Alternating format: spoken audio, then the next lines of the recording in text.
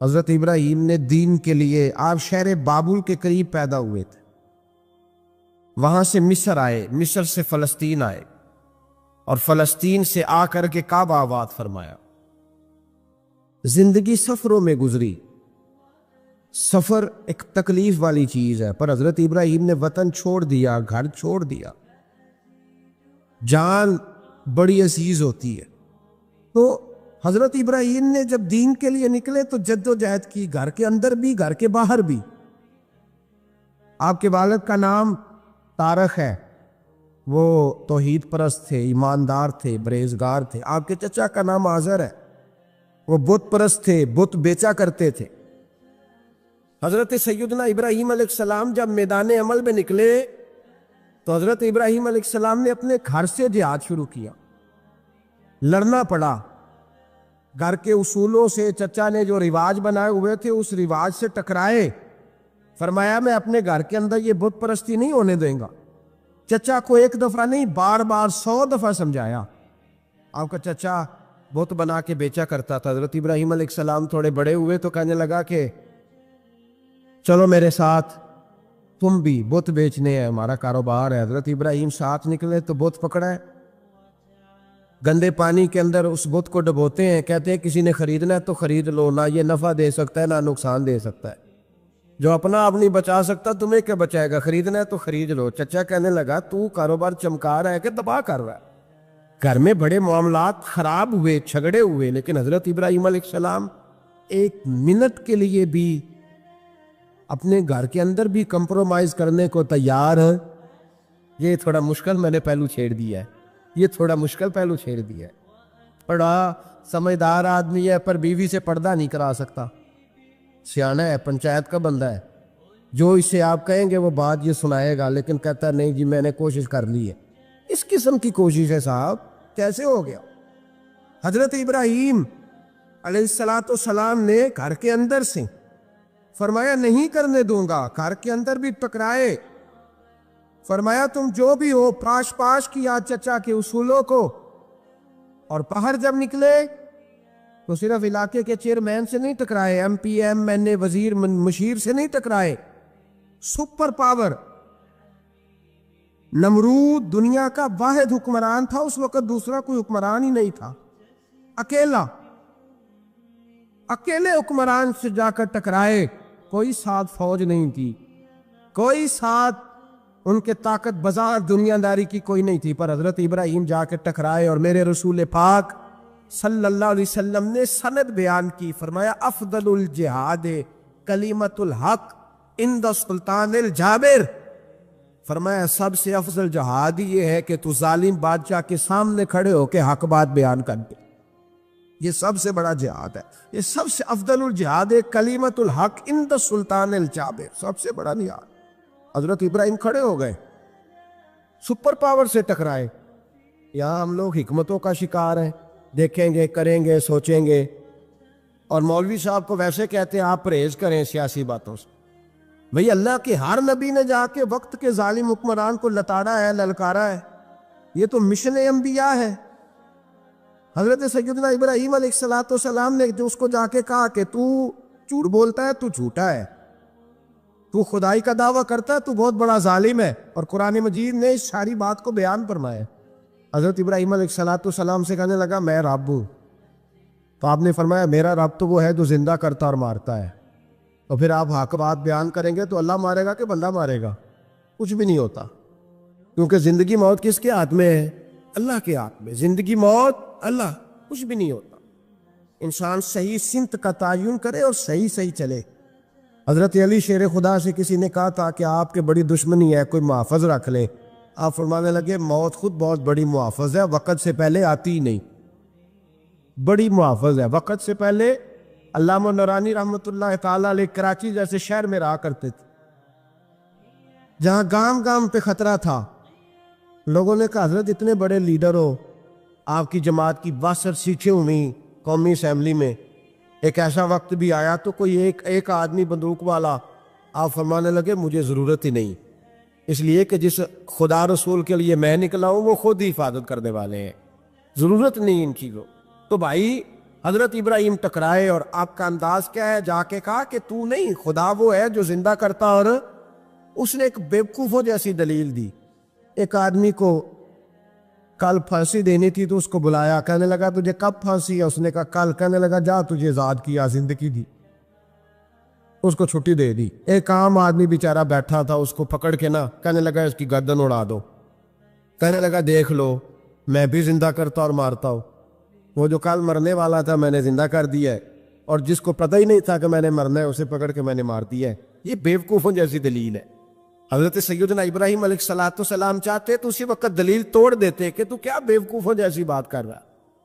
اگر تو زندگی دیتا ہے تو مرے ہوئے میں جان ڈال کے دے جس کو تو نے مارا ہے. لیکن حضرت ابراہیم نے دیکھا کہ بیوقوف ہے. بیوقوفوں سے بحث نہیں ہوتی، دلیل بدل لی جاتی ہے، ان کی عقل کے مطابق بات کی جاتی ہے. حضرت ابراہیم فرمانے لگے میرا رب وہ ہے جو سورج مشرق سے نکالتا ہے اور مغرب میں غروب کرتا ہے. تو اگر رب ہے تو تو مغرب سے نکال کے مشرق میں غروب کر. فبہت الذی کفر، کافر لاجواب ہو گیا. اس کے پاس اس چیز کا کوئی جواب نہیں تھا. علامہ اسماعیل حقی نے خوبصورت فقرہ لکھا ہے، خوبصورت جان ڈال دی ایک جملہ کہہ کے. حضرت سیدنا علامہ اسماعیل حقی رحمۃ اللہ علیہ فرمانے لگے چونکہ نمرود بیوقوفوں جیسی باتیں کر رہا تھا، اگر وہ یہ کہہ دیتا نا کہ میں سورج کو نکالتا ہوں مشرق سے، میں غروب کرتا ہوں معاذ اللہ مغرب میں نکالتا ہوں، تو آپ اپنے رب سے کہیے کہ وہ مغرب سے نکال کے مشرق میں غروب کرے. علامہ اسماعیل حقی فرماتے ہیں رب کریم کی آواز قدرت تھی. مالک حضرت ابراہیم علیہ السلام کے اس اگر وہ کہہ دیتا اور حضرت ابراہیم دعا کر دیتے تو رب کریم نے فرشتوں کو تیار بٹھایا ہوا تھا. فرمایا اگر یہ کہہ دے میرے خلیل سے کہ سورج مغرب سے نکال کے مشرق میں غروب کرنا ہے تو تیار رہنا، جس طرح خلیل کہیں گے ویسے ہی کر دیں گے. واتخذ اللہ ابراہیم خلیلا، ابراہیم ہمارا دوست جو ہوا، جیسے کہے گا ویسے کر دیں گے. حضرت سیدنا ابراہیم علیہ السلام کی باتوں کا جب جواب نہ دے سکا، دلیل نہیں بندہ دیتا، پھر لڑائی کرتا ہے، پھر جھوٹے موٹے اعتراض کرتا ہے. دلیل ختم ہوتی ہے تو لوگ ذاتیات میں اترتے ہیں، کہتے ہیں یہ کھانستا صحیح نہیں، دیکھتا صحیح نہیں. دلیل ختم، اب ذاتیات پہ اترے، کہنے لگے مجھے پتہ چلا ہے کہ یہ فلانی جگہ گیا تھا تو وہاں جا کے اس نے اس طرح کیا. پھر لوگ ذاتیات پہ اترتے ہیں، جب دلیل کا جواب دلیل سے نہیں دے پاتے پھر ذاتیات پر اتر کر حملے کرتے ہیں. حضرت ابراہیم کی دلائل کا جواب نمرود نہ دے سکا تو کہنے لگا کہ اس کو آگ میں ڈال دو. قوم گئی ہوئی تھی ساری، آپ نے بات سنی ہوئی ہے، میں نے صرف اشارہ دینا ہے. میلے پہ حضرت سیدنا ابراہیم علیہ السلام نے سارے بت توڑ دیے، کلاڑا بڑے بت کی گردن پہ رکھا. واپس آئے، کہنے لگے بت کس نے توڑے ہیں؟ تو فرمایا اس سے پوچھو جس کی گردن پہ کلاڑا ہے. کہنے لگے یہ تو بول ہی نہیں سکتا. تو فرمانے لگے بڑے بیوقوف ہو جو بولتا ہی نہیں، سنتا ہی نہیں، اپنا آپ نہیں بچا سکتا، اس کی پوجا کرتے ہو. کہنے لگے پکڑو، دلیلیں ختم ہو گئی، اس کو آگ میں ڈالو. بہت بڑی حویلی 45 فٹ مربع پہ مشتمل ایک حویلی بنائی گئی اور 45 فٹ اونچی. مختلف روایات، علامہ اسماعیل حقی کہتے ہیں کہ 3 مہینے تک نمرود نے کہا کہ اس کے اندر لکڑیاں ڈالو. لوگ پوچھنے لگے کتنی دنیا جلانی ہے؟ کہنے لگا بندہ صرف جلانا ہے، پر بندہ بڑا تگڑا ہے، ایک بندہ. 3 مہینے لکڑیاں ڈالی گئیں. اور لوگوں کی جو تہمات ہوتی ہیں نا وہ بڑی عجیب ہوتی ہیں. تہمات میں نے بڑی تفصیل سے رمضان المبارک میں گفتگو کی تھی. بدشگونی، تہمات لوگ لیتے ہیں. اس وقت بھی لوگ تہمات کا شکار ہو گئے. عقیدہ بگڑ جاتا ہے تو وہ عجیب و غریب باتیں کرنے لگتا ہے. تہمات کا شکار ہو گئے. بیویاں نظر مانتی، میں بیمار ہوں، اگر صحیح ہو گئی تو اتنے من لکڑی دوں گی حضرت ابراہیم کی آگ جلانے کے. ایک عورت لے کے جا رہی ہے لکڑیاں. ایک نیک دل آدمی نے اس سے پوچھا کہاں جا رہی ہو؟ کہنے لگی میں نے منت مانی تھی تو حضرت ابراہیم علیہ السلام کو معاذ اللہ جلانے کے لیے لکڑیاں لے کے جا رہی ہوں. تو وہ رب کریم کے بندے کہنے لگے تو ڈھونڈتی رہے گی، تجھے وہ جگہ ملے گی نہیں. وہ بی بی کئی مہینے گھومتی رہی، جگہ ہی نہیں ملی جہاں لکڑیاں ڈالی، ماری گئی. تہمات کا شکار ہوئے بہت سارے لوگ. تہمات کا بھائی، تہمات دین کے اندر منع ہے. تہمات دین میں کوئی نظر ماننا، کوئی کسی بزرگ کے مزار پہ جا کے سال ثواب کے لیے کوئی چیز ماننا، یہ تو درست ہوا، لیکن غیر شرعی نظریں مان لینا کہ میں آ کے گرد چکر لگاؤں گا، میں جناب وہاں جا کے یہ والا تماشا کروں گا، میں دھاگا باندھوں گا، میں رسا کاٹوں گا، میں وہاں گندے ہو سے پانی پیوں گا، ان کی شریعت اجازت؟ یہ توہمات ہیں، بدشگونی ہے، دین میں ان کی کوئی گنجائش ہے؟ آپ نظر ماننے سے پہلے بھی کسی عالم سے رابطہ کریں کہ میں منت مانگنے لگا ہوں تو کیسے ماننی چاہیے کا طریقہ پوچھیں، ایسے ہی غلط چیز کی منت تھوڑی مان لی جائے۔ بہرحال آمدام برسرے مطلب حضرت ابراہیم کے لیے آگ جلائی گئی، 45 فٹ اونچی آگ ہے، پرندہ بھی اوپر سے گزرتا ہے تو نیچے گر جاتا ہے جل کے، اتنے دن لگا کے آگ جلائی گئی۔ اب حضرت ابراہیم کو جلایا جانے لگا ہے۔ یہاں تو موجیں ہیں نا، جو کسی ادارے کا سربراہ ہے اس کے لیے موج ہے، کسی جگہ آفیسر بن گیا تو موج ہے، پیر صاحب کے لیے موج ہے، علامہ صاحب کے لیے موج ہے، خطیب صاحب کے لیے موج ہے۔ جلنا کس کو پڑتا ہے؟ وہ علی کو نہیں رہا اللہ، ماشاء اللہ وہ لوگ گزر گئے جو تکلیفیں سہ کے کام کرتے تھے، گزر گیا زمانہ۔ حضرت سیدنا ابراہیم علیہ السلام کو جلایا جانے لگا ہے تو اب اتنی بڑی آگ ہے تو ڈالے کیسے؟ شیطان نے تجویز دی کہ منجنیق بناؤ، منجنیق، بڑے بڑے بانس باندھ کے ان کے نیچے رسا باندھو، وہ جس طرح جھولنے کے لیے جھولا بنایا جاتا ہے اس طرح ایک منجنیق، پرانے زمانے میں اس میں پتھر رکھ کے پھینکے جاتے تھے دشمنوں پہ، وہ منجنیق بنائی گئی کہ دور سے حضرت ابراہیم کو پھینکیں گے، ہاتھ حضرت ابراہیم کے باندھ دیے، پاؤں مبارک باندھ دیے، پوری زمین پہ ایک نام لینے والا خدا کا، اور اس کو آج رسیوں میں جکڑا ہوا ہے۔ جب پھینکا جانے لگا نا آگ میں تو حوریں رونے لگی، فرشتے تڑپنے لگے، اے اللہ یہ کیا ہونے لگا ہے؟ ایک تیرا خلیل اور وہ بھی آگ میں۔ فرمایا جاؤ جا کے اس سے کہو اگر تمہاری مدد لیتا ہے تو اسے بچاؤ۔ ہوا کا فرشتہ آیا، کہا ابراہیم اگر تو کہے، او بھائی ان چیزوں کو کہانی سمجھ کے نہ سنا کرے، یہ داستان نہیں، یہ وہ طریقے ہیں جو ہمارے رسول نے ہمیں اپنانے کا حکم ارشاد فرمایا ہے، جو عقیدے، یہ وہ نظریات ہیں جو ہمیں اوڑھنے کو کہا گیا۔ اپنے رب کریم کی رضا پہ راضی رہنے کے یہ وہ خوبصورت مواقع ہیں صوفیاء نے جن کو بنا کر سمجھا کر ہم تک پہنچایا ہے۔ یہ ہے اہل طریقت کی باتیں، وہ کہتے ہیں یار جس حال میں رکھے راضی رہنا ہے۔ حضرت ابراہیم علیہ السلام کو پھینکا جا رہا ہے، فرشتہ آیا، اے اللہ کے خلیل اگر حکم دو تو اتنی ہوا چلاؤں کہ نمرودی جل جائے، سارے آگ ان پہ پھینک دی جائے۔ آپ نے فرمایا تو جا، تجھ سے مجھے کوئی کام نہیں۔ تھوڑی دیر کے بعد پانی کا فرشتہ آیا، کہا حضور اتنی بارش برساؤں گا کہ آگ بجھ جائے گی۔ فرمایا تو جا، تجھ سے کوئی کام نہیں۔ اب جب منجنیق میں رکھ دیے گئے، آگ میں جانے کا لمحہ ہے، تیاری ہے، حضرت جبریل امین حاضر خدمت ہوئے، کہا ابراہیم کوئی حاجت؟ فرمایا تجھ سے کوئی نہیں۔ کہا چلو مجھ سے نہیں تو رب کریم سے ہی بات کر لو، مجھے پتا ہے میں چھوٹا ہوں، آپ مجھ سے مدد کیوں لوگے، رب کریم سے ہی بات کر لیں۔ تو حضرت ابراہیم کہنے لگے جبریل یہ بتا، رب کو نہیں پتا اس کا خلیل کس حال میں ہے؟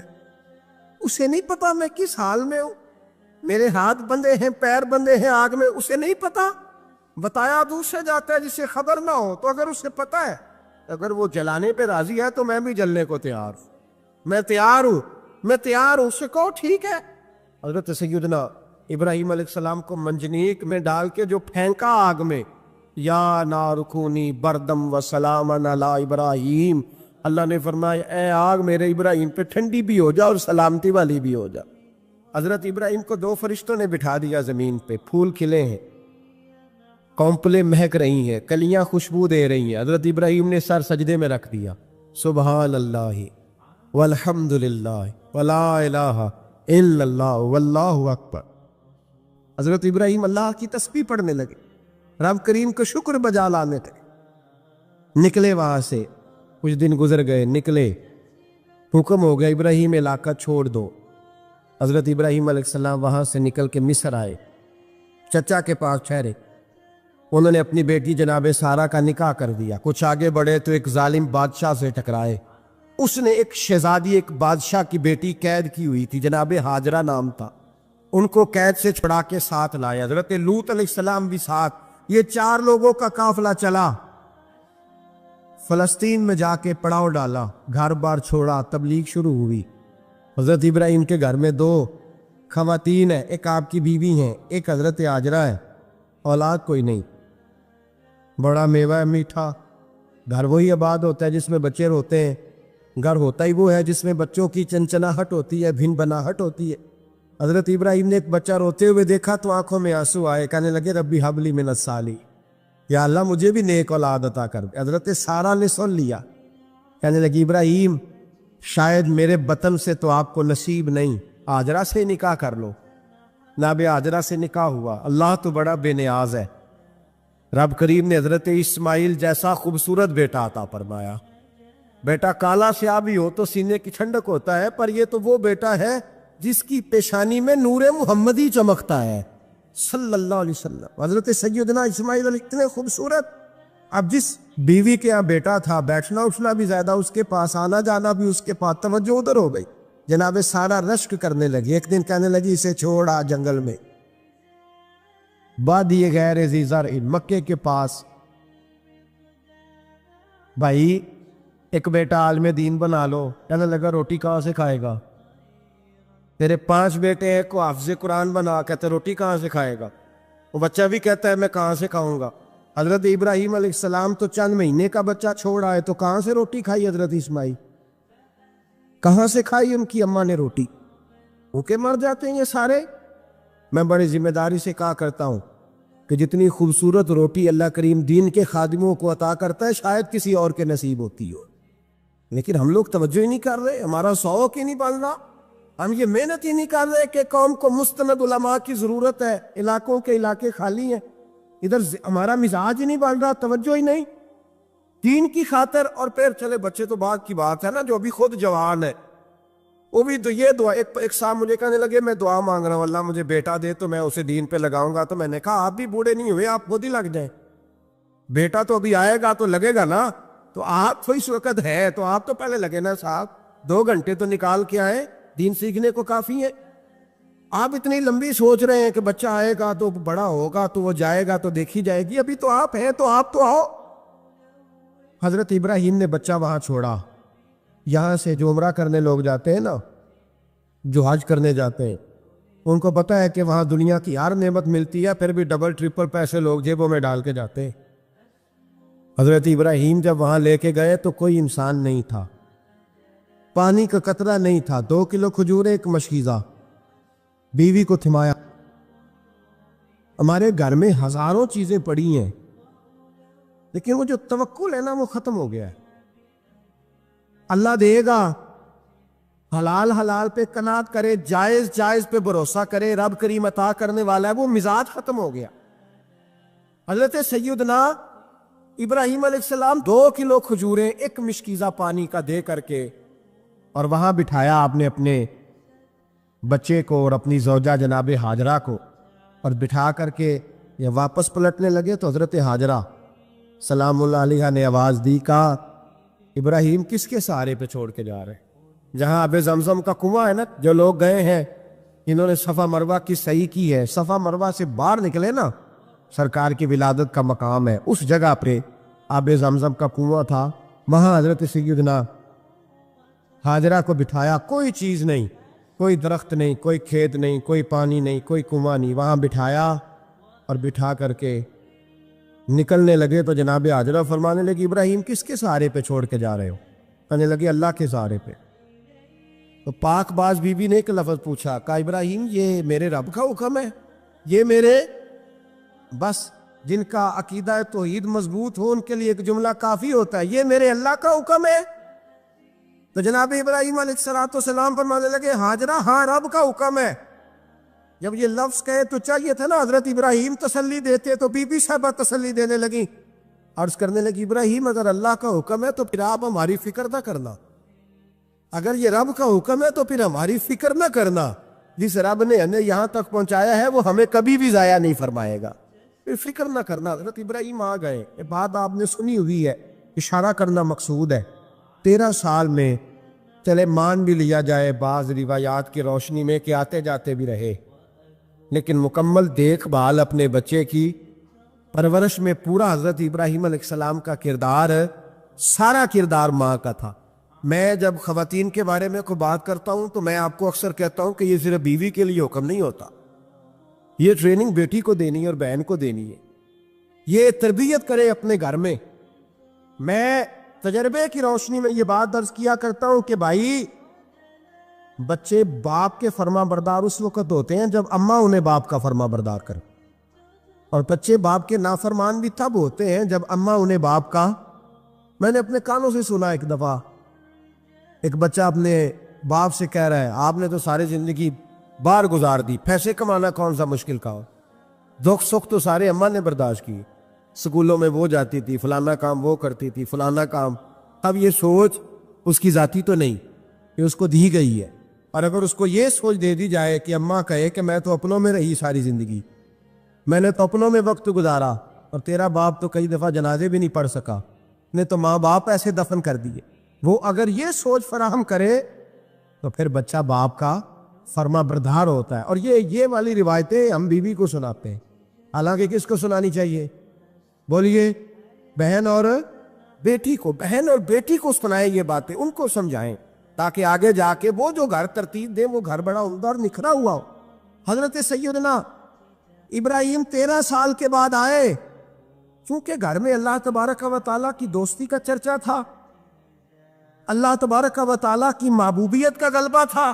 13 سال کے بعد فلما بالغ معہ السعی، بیٹا جب اتنا بڑا ہوا کہ ساتھ چلنے لگا، حضرت ابراہیم نے اپنے بیٹے کو بلا کے کہا بیٹا مجھے خواب آئی ہے، میں تجھے ذبح کر رہا ہوں، تیری کیا رضا ہے؟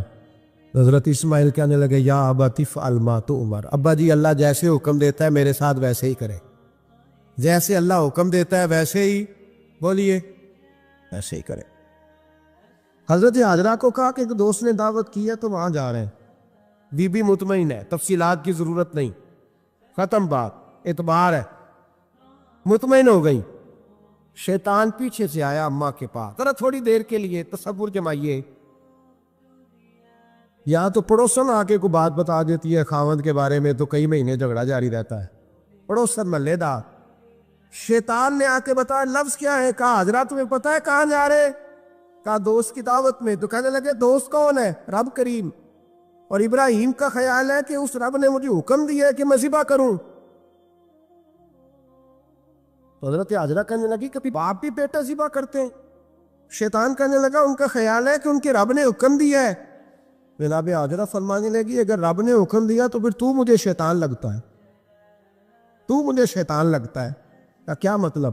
فرمانے لگی اگر رب کریم کا حکم ہے تو میرے پاس ایک اسماعیل ہے، اگر 1000 بھی ہوتے میں سارے اللہ کے رستے میں پیش کر دے دیتی، مالک کا ہی تو ہے سارا کچھ، اسی کا ہے، اس میں لیت اللہ کی کیا گنجائش؟ حضرت سیدنا ابراہیم علیہ السلام نے بیٹے کے حلق پہ چھری رکھ بھی دی اور چھری چلا بھی دی، رکھ بھی دی، اور وہ تو اللہ کریم نے فرمایا یا ابراہیم قد صدقت الرؤیا، ابراہیم تو نے خواب سچا کر دکھایا، وہ قیامت تک تیرا نام رہے گا۔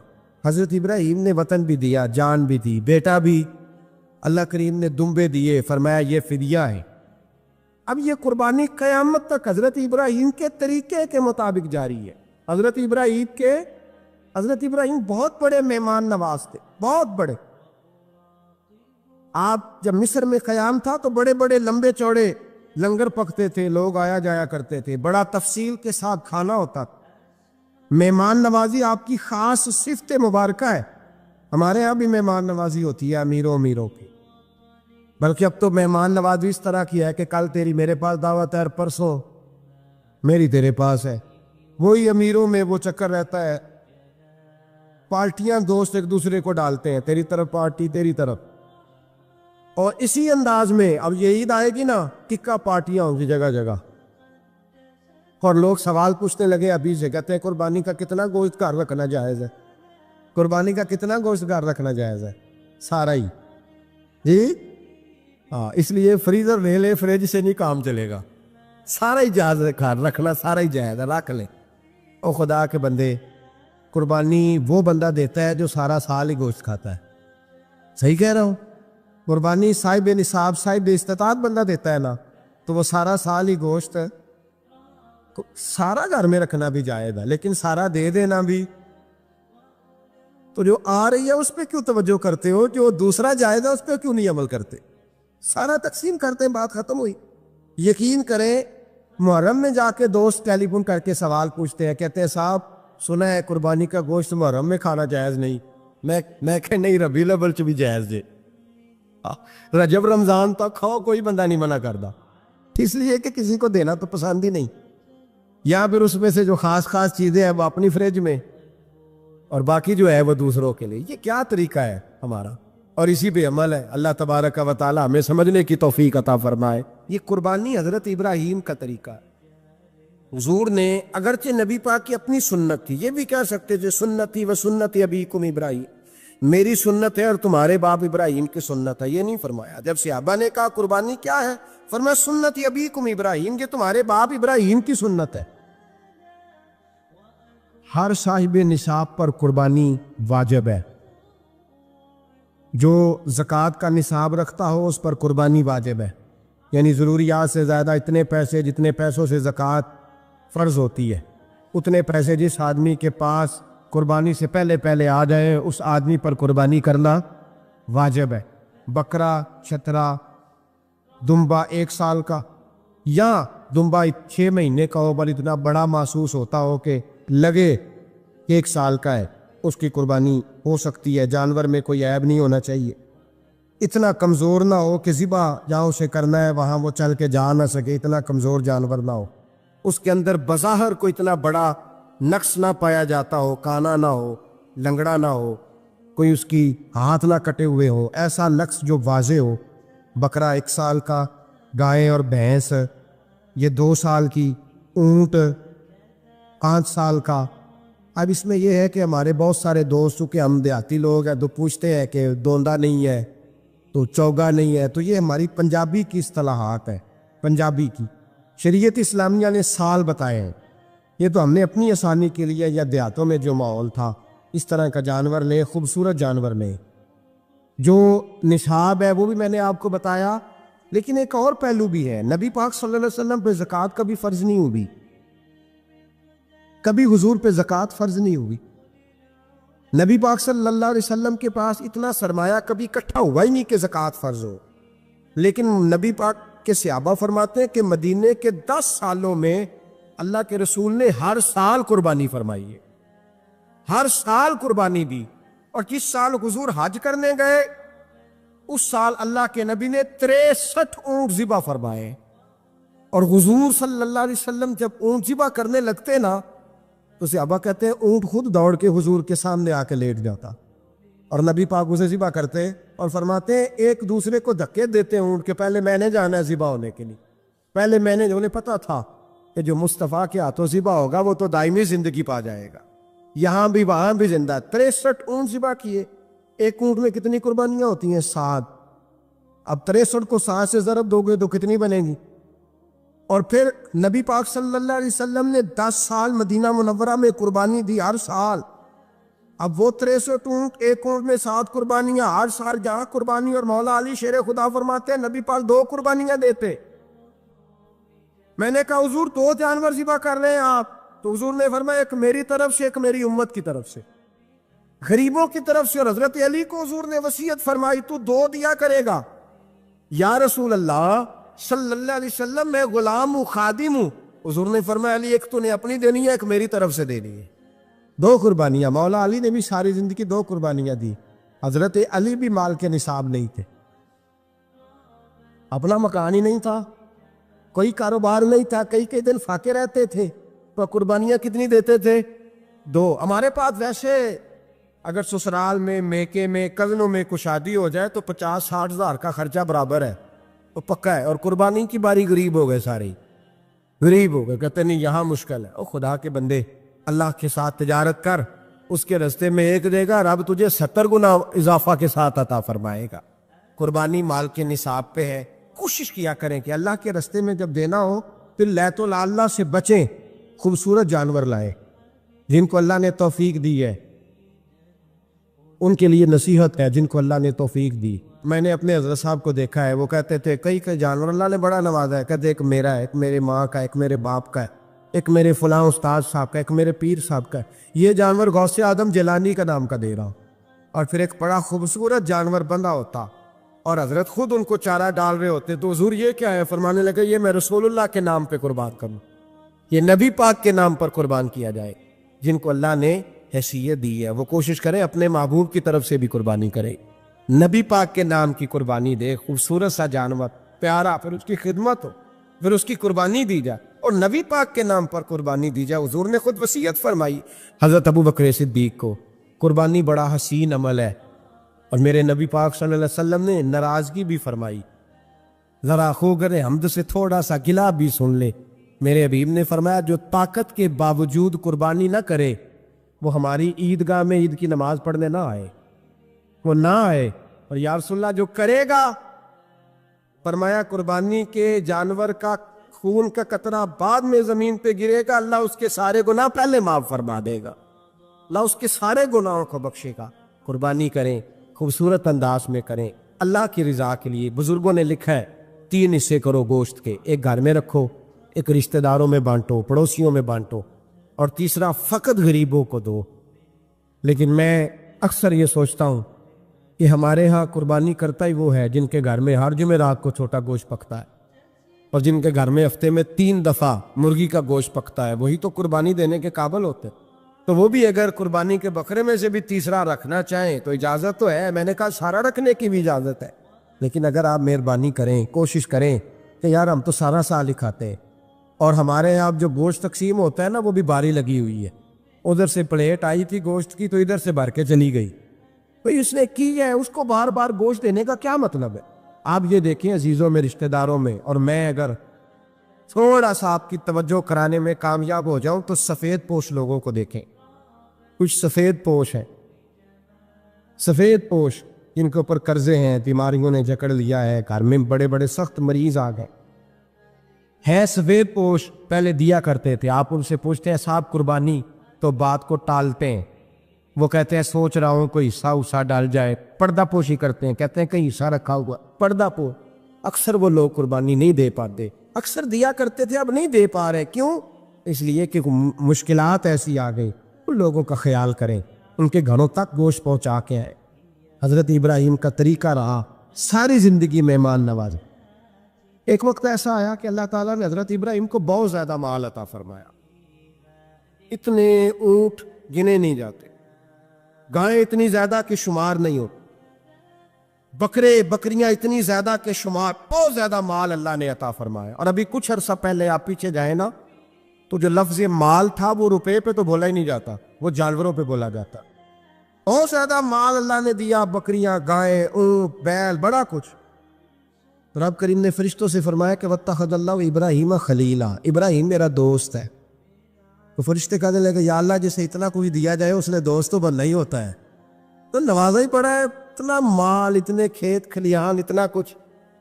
اللہ کریم نے فرمایا جاؤ آزمائش کر لو، امتحان لے لو۔ فرشتہ امتحان لینے پہنچ گیا۔ حضرت ابراہیم کے جانور چر رہے ہیں چراگاہ میں، حضرت ابراہیم بھی ہیں، غلام بھی ہیں، بہت بڑا ریوڑ ہے۔ آپ تشریف فرمائیں، ایک فرشتہ آیا تو کھیت میں چھپ کے بیٹھ گیا اور بلند آواز سے کہنے لگا سبحان اللہ والحمد للہ ولا الہ الا اللہ واللہ۔ یہ تسبیح بڑی پسند ہے، محبوب نے ان کی فضیلت بیان کی۔ اب وہ حضرت سیدنا ابراہیم علیہ السلام کھڑے تھے تو وہ کھیت میں بیٹھ کے تسبیح پڑھنے لگا، سبحان اللہ والحمد للہ ولا الہ الا اللہ۔ حضرت ابراہیم کہنے لگے یہ میرے رب کا نام کون لے رہا ہے؟ بڑی اس کی میٹھی آواز ہے، بڑی، کون ہے؟ ڈھونڈنے لگے، گھومتے گھومتے اس کے پاس چلے گئے، فرشتہ انسانی شکل میں، تو میرے رب کا ذکر کر رہا تھا؟ اس نے کہا میں ہی کر رہا تھا۔ فرمانے لگے یار ایک دفعہ پھر نہیں کرتا؟ تو کہنے لگا ابراہیم پہلے تو میں اپنی مرضی سے کر رہا تھا، تو کہتا ہے تو پیسے لگیں گے، پیسے ہے تو کر دیتا ہوں۔ حضرت ابراہیم کہنے لگے بول تو کیا لے گا، میرے اللہ کا ذکر سنانے کا کیا لے گا؟ کہنے لگا جتنی بکریاں آپ چرا رہے ہیں ساری دے دے تو میں اللہ کا ذکر سنا دیتا ہوں۔ آپ نے فرمایا بس جا تیری ساری ہوئی، میرے رب کا ذکر سنا۔ اور پھر شروع ہو گیا سبحان اللہ الحمد للہ ولا الہ الا اللہ واللہ اکبر۔ حضرت ابراہیم علیہ السلام کیف میں، یار پھر ذرا سنا، نہ علمہ وچ پھسا سانو تو یار دی گل سنا، ذرا دوبارہ سنا۔ میں پھر سنایا، ایک دفعہ پھر کہا، فرشتہ کہنے لگا بس جی آپ کے پیسے پورے ہو گئے۔ حضرت ابراہیم کہنے لگے چل ایک دفعہ اور سنا۔ کہنے لگا پیسے لگیں گے، تو کیا لے گا؟ کہنے لگا گائے بھینسیں ساری میری۔ فرمایا بس یار اتنی قیمت، تو سنا صحیح، سارا کچھ ہی تیرا۔ پھر شروع ہو گیا سبحان اللہ والحمدللہ ولا الہ الا اللہ واللہ اکبر، گائیں دے دیں، پیسے دے دیں، وہ ذکر سناتا ہے۔ حضرت ابراہیم کبھی مچلتے ہیں، کبھی روتے ہیں، کبھی آہیں پڑھتے ہیں، تو میرے رب کا نام لے رہا ہے، ذرا پھر سے لے، کیف جاری ہے۔ کہنے لگا بس بھائی۔ حضرت ابراہیم فرمانے لگے تو اور لے لے جو لینا ہے، مجھے ذکر سنا۔ اس نے کہا ابراہیم بکریاں میں لے چکا، گائے بھینسیں میں لے چکا، اونٹ رہ گئے، سارے لے لوں گا پھر ذکر سناؤں گا۔ فرمایا جا تیرا ہوا تو ذکر سناتا رہے، میں دیتا ہوں۔ دے دیا، کچھ دیر ذکر کیا تو اب خاموش ہو گیا۔ حضرت ابراہیم خلیل اللہ علیہ السلام فرمانے لگے ذکر سنا۔ کہنے لگا ابراہیم اب تیرے پاس دینے کو کیا ہے، ہر چیز تو میں لے چکا۔ آپ فرمانے لگے یہ گائے بھینسیں بکریاں چرانے کے لیے تجھے کوئی نوکر ملازم بھی تو چاہیے نا، تو اس طرح کر مجھے رکھ لے، میں روٹی نہیں مانگوں گا، کھانا نہیں مانگوں گا، تو اللہ کا ذکر سناتا رہنا، میں تیرے جانوروں کی نوکری کرتا رہوں۔ حضرت ابراہیم علیہ السلام نے جب یہ کہا نا، فرشتے کی آنکھوں میں آنسو آ گئے۔ تر دامنی پہ شیخ ہماری نہ جائیے، ہم دامن نچوڑ دیں تو فرشتے وضو کریں۔ فرشتہ رو پڑا اور کہنے لگا ابراہیم مجھے سینے سے لگاؤ، آپ واقعی اس قابل ہے کہ اللہ آپ کو اپنا دوست بنائے، واقعی اس قابل ہے کہ رب آپ کو اپنا۔ حضرت ابراہیم علیہ السلام کا خدا سے محبت کرنے کا نرالا انداز، اور میرے بھائی یہی محبت انہیں میرے مصطفیٰ سے بھی تھی۔ ایک نبی گھر بنا رہا ہے، دوسرا بنوا رہا ہے، حضرت اسماعیل علیہ السلام پتھر اٹھا کے لا رہے ہیں، جناب ابراہیم بنا رہے۔ جب خانہ کعبہ بن گیا تو کہنے لگے ربنا وابعث فیہم رسولا، اے اللہ اب اسے بسانے کے لیے اپنا آخری رسول بھی عطا فرما۔ نبی پاک فرماتے ہیں میں دعا ہوں حضرت ابراہیم کی، اور حضرت ابراہیم سے رب کریم نے فرمایا چل ابراہیم کوئی چیز دے، تو کہا یا اللہ تینوں ہی تیرے نام پہ قربان کرتا، تیری ہوئی ساری، ہر شے تیری۔ یہ ہمارے دیہاتوں میں یہ ہوتا تھا کہ وہ جی لڑائی ہوگی، نکلو جی نکلو، نکل گئے، ڈنڈے اٹھا لیے، پکڑ لا اسلحہ، پہنچ گئے، لڑنا شروع کر دیا، جا کے پوچھا بھی نہیں کہ بھئی ہمارے لڑکے کی غلطی ہے کہ سامنے والے کی غلطی ہے۔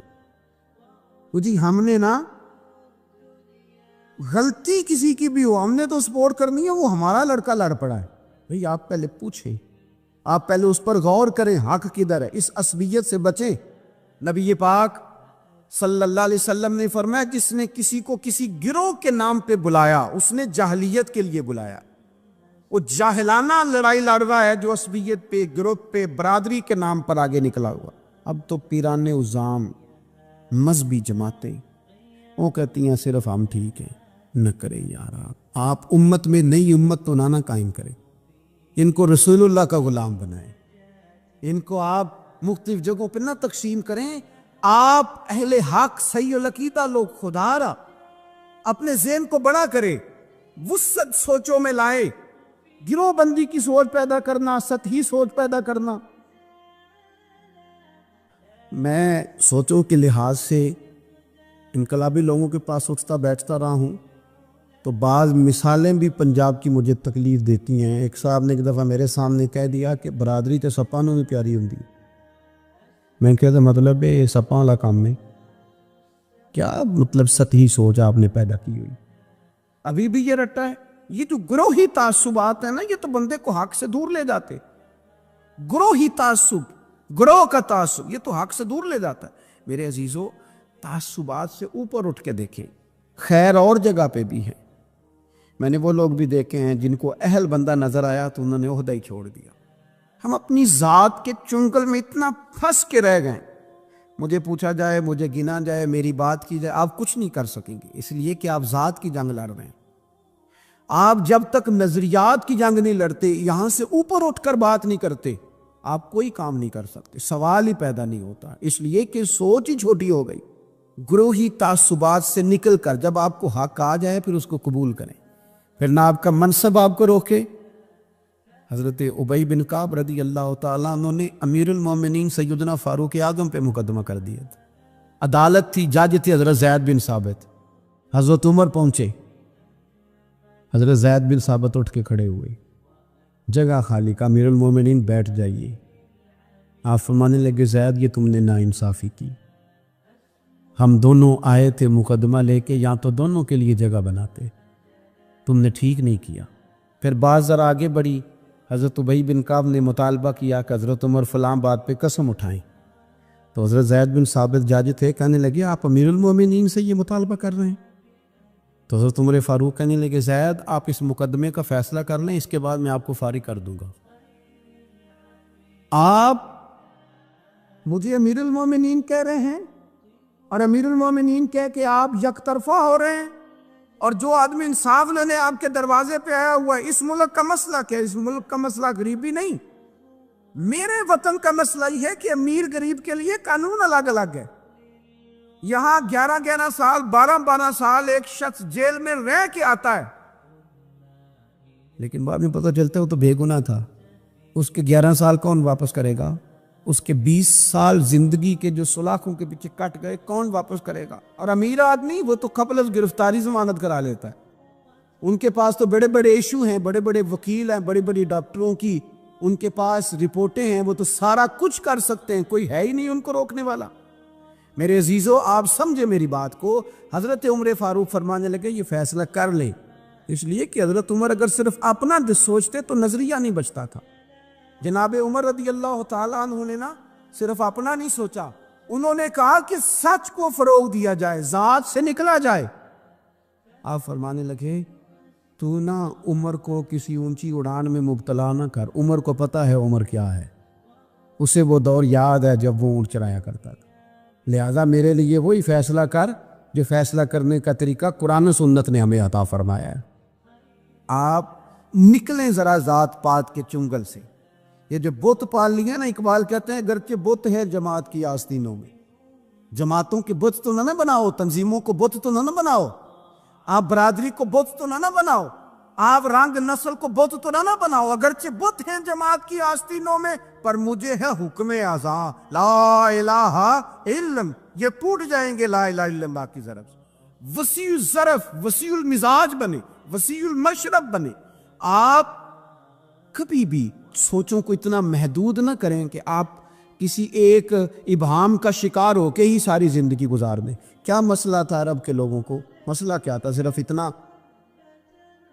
ایک عجیب روایت ہمیں ملتی ہے سیرت کی کتابوں میں، میرے نبی پاک صلی اللہ تعالی علیہ وسلم نا رات کے وقت پہاڑ کی چوٹی پہ بیٹھ کے قرآن پاک کی تلاوت کرتے تھے۔ حضور نا رات کے وقت قرآن پاک کی تلاوت کر رہے تھے، نبی کریم تلاوت کر رہے تھے، اور جب یاسین والے نبی خود یاسین پڑھے، والضحیٰ والے محبوب جب خود والضحیٰ کی تلاوت کرے، مدثر والے محبوب جب خود مدثر پڑھے، تو انداز ہی نرالو۔ حضور قرآن پاک کی تلاوت کر رہے تھے تو اس تلاوت کی نا آواز گونجی، کہاں تک پہنچی؟ ابو جہل بھی کسی جھاڑی میں چھپ کے حضور کا قرآن سننے لگے، سریلی اتنی تھی اس میں، لطف ہی اتنا تھا۔ ابو سفیان بھی آ گئے، کسی جھاڑی میں چھپ کے قرآن سننے لگے۔ اخنس بن شریک بھی آ گیا، تھوڑا نہیں سنا، ساری رات ہی حضور کی تلاوت سنتے رہے، ساری رات تلاوت سن۔ صبح ملاقات ہوگی، تو کدھر آیا تھا، تو کدھر آیا تھا، تو آج کے بعد نہ آئے کوئی بھی، لیکن کہتے ہیں اگلے دن سوئے تو بے چین کیا حضور کی آواز نے، پھر اٹھے، تینوں آ کے پھر مختلف جگہوں پہ بیٹھ گئے، سویرے پھر ملاقات ہو گئی، آج کے بعد نہیں آنا، تو بھی نہ آنا، تو بھی نہ آنا، پر کہاں چین لینے دے حضور کی میٹھی آواز، کہاں چین لینے دے حضور کی میٹھی آواز۔ تینوں پھر اٹھ گئے، کئی دن آتے رہے، ایک دن طے ہوا کہ آج کے بعد بالکل نہیں آنا، جو آئے گا سزا ملے گی، ہو گئی بات طے۔ اخنس بن شریک کہتے ہیں میں سویرے ابو جہل کے گھر گیا، میں نے کہا سن، ایک دن نہیں کئی راتیں تو نے بھی سنا، میں نے بھی سنا، دل پہ ہاتھ رکھ کے بتا وہ جو پڑھتے ہیں وہ حق سچ ہے کہ نہیں، کھری بات کر، سنا تو نے بھی، سنا میں نے بھی، ساری رات سنا، بتا بات سچی ہے کہ نہیں؟ تو ابو جہل کہنے لگا ایک ایک عرب سچا ہے، ایک ایک بات سچی ہے، تو تم مانتا کیوں نہیں؟ پھر تو مانتا کیوں نہیں؟ تو جو ابو جہل نے جواب دیا، خدا را اس پہ غور کرنا، میری منت سمجھ کر اس بات پہ غور کرنا، او پھر تو مانتا کیوں نہیں؟ تو ابو جہل کہنے لگا ہمارے قبیلے کا اور بنو ہاشم کا، حضور سید عالم کے قبیلے، شروع سے مقابلہ رہا ہے۔ انہوں نے اگر لوگوں کو کھانے کھلائے تو ہم نے بھی کھلائے، انہوں نے غریبوں کا بوجھ اٹھایا تو ہم نے بھی اٹھایا، انہوں نے اگر گھوڑا دوڑایا تو ہم نے بھی دوڑایا، پھر انہوں نے دعویٰ کر دیا کہ ہمارے اندر ایک نبی آ گیا ہے۔ اب ہم کیسے مان جائیں اس قبیلے میں نبی آ گیا؟ پہلے کیا کہہ رہا ہے؟ بات بالکل حق ہے۔ اب کیا کہہ رہا ہے؟ اس کے کہنے کا مطلب یہ ہے کہ اگر میرے قبیلے میں نبی آتا تو میں مان جاتا۔ او خدا کے بندو، یہ برادری کا بت، قبیلے کو جو بت بنا لیا معاذ اللہ، وہ تعصب بن کے آل بن گیا، گروہ پرست ہو گئے۔ وہ کہنے لگا اس کا مطلب یہ تھا کہ میرے قبیلے میں ہوتے تو میں مان جاتا، قبیلہ دوسرا ہے۔ خدا را، ان بتوں کو توڑنے کی ضرورت ہے۔ کاش ابو جہل یہ سمجھتا کہ یہ تو رب کی تقسیم ہے نا، واللہ یختص برحمتہ من یشاء، وہ کہتا ہے میں جس کو چاہتا ہوں اپنے فضل سے اپنا خاص بنا لیا کرتا۔ لیکن یہ گروہی تعصبات، قرآن مجید آپ دیکھیں نا تو یہودیوں کے بارے میں اللہ فرماتے ہیں، چونکہ تورات میں بھی حضور کی شانیں، زبور میں بھی حضور کی شانیں، انجیل میں بھی حضور کی شانیں، ہر جگہ اللہ نے اپنے حبیب کے تذکرے کیے۔ رب کریم فرماتا ہے محبوب یہ جو یہودی ہیں نا، یعرفونہ کما یعرفون ابناءہم، قرآن مجید کے الفاظ پہ غور کیجیے، کہا محبوب یہ آپ کو اس طرح جانتے ہیں، اس طرح پہچانتے ہیں جس طرح کوئی اپنے بیٹے کو پہچانتا ہے۔ جڑواں بچے ہوں نا، جڑواں شکلیں بھی ایک جیسی ہوں تو اور کوئی پہچانے نہ پہچانے، باپ اور ماں پہچانتے ہیں کہ یہ فلانا ہے، اور یہ ان کو پتہ چلتا ہے۔ کہا محبوب جس طرح یہ اپنے بچوں کو پہچانتے ہیں نا، اس طرح آپ کو جانتے ہیں۔ لیکن وہ کہتے پتہ کیا تھے؟ وہ کہتے تھے کہ ہم وہ والی وحی مانیں گے جو ہم پہ آئی ہے، جو بنی اسرائیل کے نبی آئے ان کو مانیں گے۔ یہ چونکہ حضرت اسماعیل علیہ السلام کی اولاد میں سے ہے رسول رحمت صلی اللہ علیہ وسلم، لہٰذا نہیں مانیں گے۔ وہ جو گروہی تعصب تھا نا، قبیلے کا تعصب گروہی، وہ لے ڈوبا۔ وہ تورات پڑھ کے بھی، انجیل پڑھ کے بھی، بلکہ وہ لوگوں کو کہا کرتے تھے رسول آنے والے ہیں، رسول آنے والے ہیں، رسول آنے والے ہیں، لیکن حضور آ گئے حضرت ابراہیم کی اولاد میں سے، حضرت اسماعیل کی اولاد میں سے۔ انہوں نے کہا جی وہ تو ہمارے قبیلے میں ہوتے تو ہم مانتے۔ میں نے بھی غور کرنا ہے، آپ نے بھی غور کرنا ہے۔ یہ سوچے تو یہودیوں کی ہیں کہ فلانا میرے قبیلے سے ہو تو پھر مانتا ہوں، فلانا فلانی جگہ ہو تو، یہ تو سوچ ہماری نہیں، ہمارے اندر کیسے آ گئی؟ ہم نے کس دبدبے سے اپنے بچوں کو یہ بات سکھائی کہ تو فلانے چودھری کا بیٹا اور فلانے کمی کے بیٹے سے تو کھیل رہا ہے؟ یہ سوچ پیدا کیسے ہوئی؟ کون تھا جو یہ سوچے لایا؟ کہاں سے یہ پنپی، کہاں آ کے پروان چڑھی؟ اس بنیاد پر لوگوں نے الیکشن لڑے کہ یہ پنجابی ہے، یہ سندھی ہے، یہ بلوچی ہے، یہ فلانا ہے۔ اس بنیاد پر لوگوں کو تقسیم کیا، اور لوگ اتنے مائل ہوئے کہ ان بنیادوں پر ووٹ دینے لگے، ان نعروں کے قائل ہو گئے، ان سطحی بنیادوں پر آ کے انہوں نے کام کیا۔ دیکھیں میں کہہ چکا ہوں کہ ہر قوم کے رسم و رواج سے اختلاف نہیں، لیکن وہ قوم تعصب کا شکار ہو اور اپنے علاوہ کسی کو جانے ہی نہ۔ نبی پاک صلی اللہ علیہ وسلم نے فرمایا اپنے قبیلے کا دفاع کرو، پر ناجائز بات پر ان کی سپورٹ نہ کرو، غلط بات پر ان کی سپورٹ نہ کرو۔ غلط بات ضروری نہیں کہ ساری باتیں ہماری اماں ہی ٹھیک کرتی ہو، کوئی بات ہماری بھابھی بھی ٹھیک کرتی ہے۔ ادب سے کہیں، پیار سے کہیں، سوکیانہ جملہ نہ بولیں، پر کبھی اماں سے بھی کہیں، ابا جی سے بھی کہیں، یہ بھی کسی کی بیٹی ہے۔ آپ کیوں تعصب کا شکار ہیں؟ ادب سے کہیں کہ یہاں اس کی بات ٹھیک ہے، تیری ٹھیک نہیں۔ خامد بھی کسی وقت اپنی بیوی کو کہے کہ تو ساس بن گیا، تو اس کا مطلب کیا ہے؟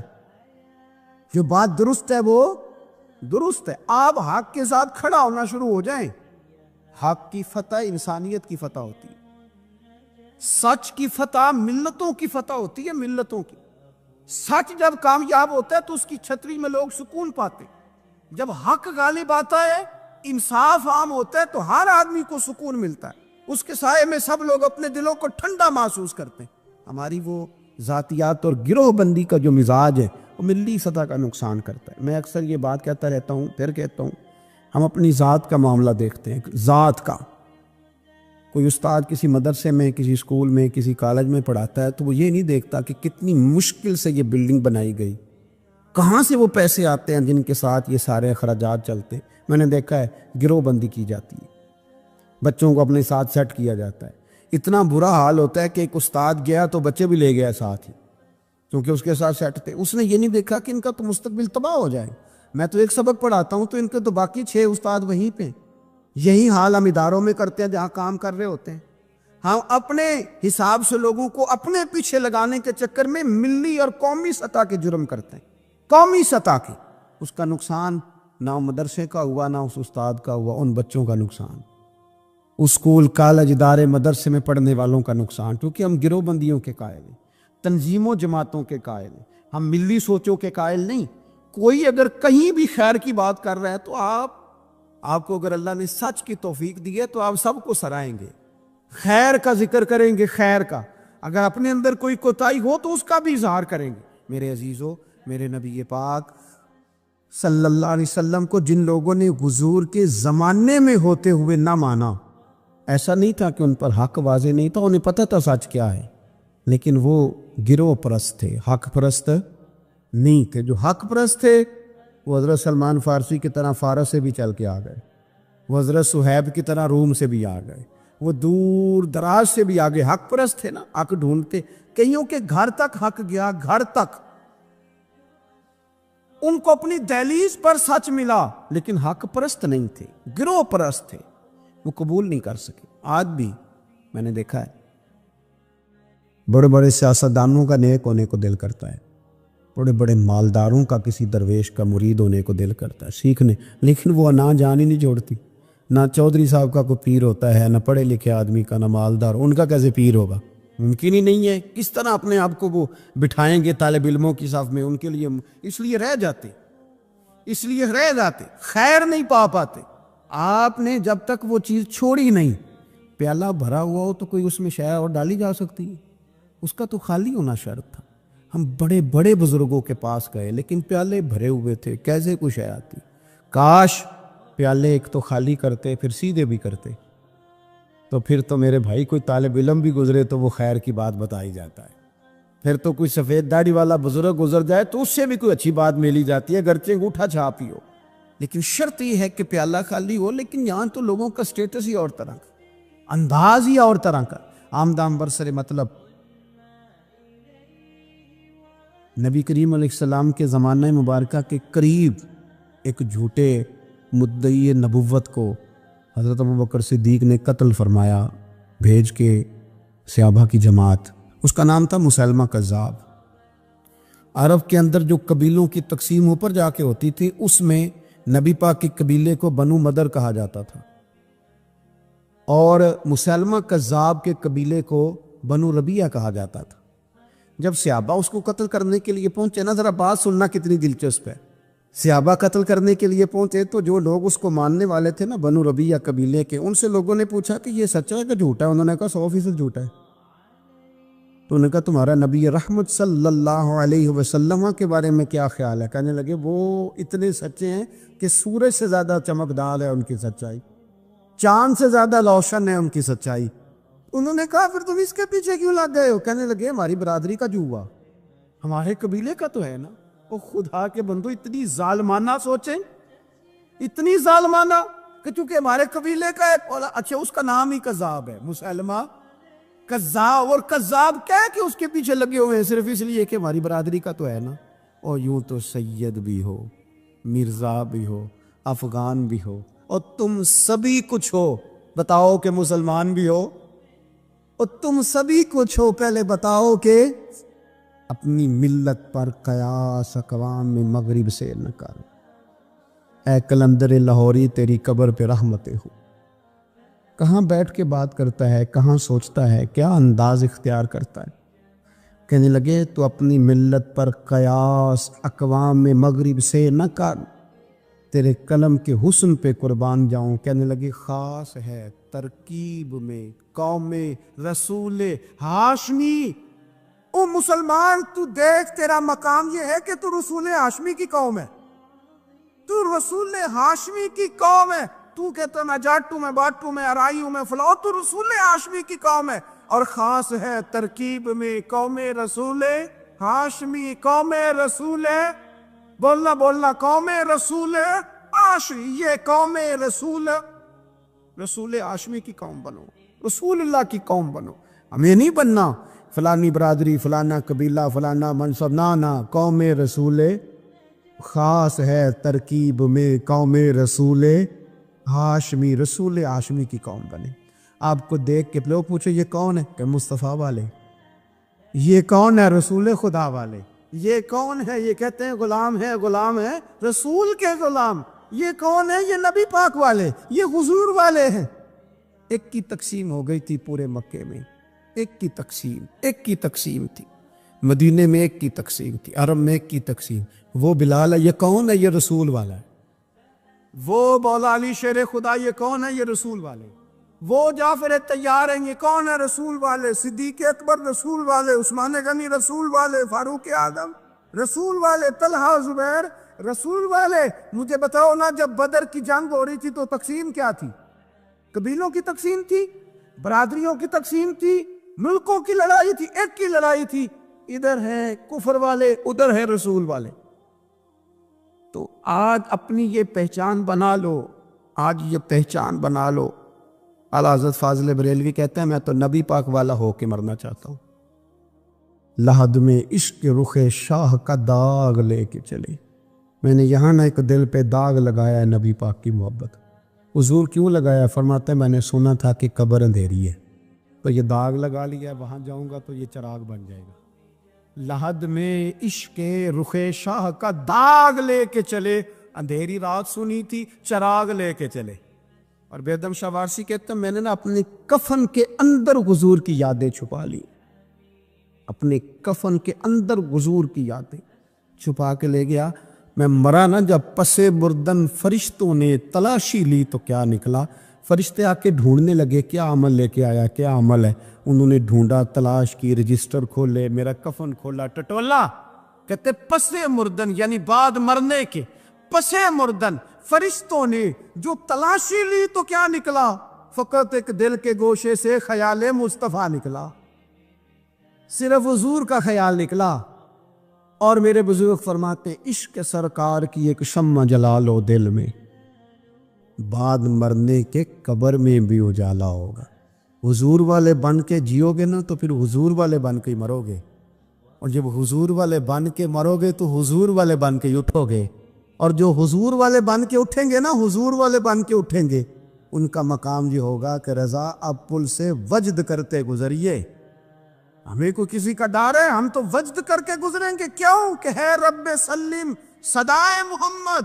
ہم رسول والے بن کے جیے تھے، رسول والے بن کے مرے، رسول والے بن کے اٹھے. وہ دیکھو ہمارے رسول سلامتی کی دعائیں مانگ رہے ہیں. تو رضا پل سے وجد کرتے گزریے کہ ہے رب سلم صدائے محمد. کیونکہ خدا کی رضا چاہتے ہیں، دو عالم خدا چاہتا ہے رضائے محمد صلی اللہ علیہ. اے اللہ ہمارے ذہنوں سے یہ تعصبات کے سارے زنگ کھرچ دے اور ہمیں رسول کریم کا غلام بنا دے.